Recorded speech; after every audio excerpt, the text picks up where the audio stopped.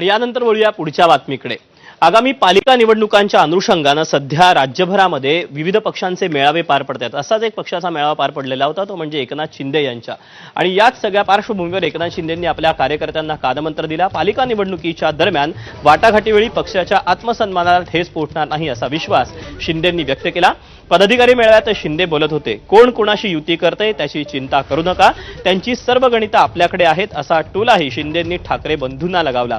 पालिका निवडणूक जिंकण्याच्या निश्चयाने दसरा मेळाव्यात गर्दी करा असं आवाहन देखील शिंदेंनी पदाधिकाऱ्यांना केलं आहे।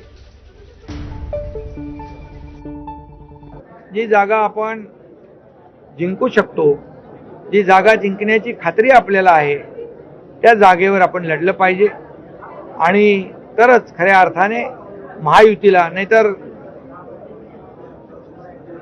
संख्येसाठी किंबहुना नंबरसाठी जागा अडवणं हे योग्य नाही। आणि याच्यामध्ये जी जागा जिंकण्याची खात्री आहे ती जागा इलेक्टिव्ह मेरिट हे पाहिलं पाहिजे।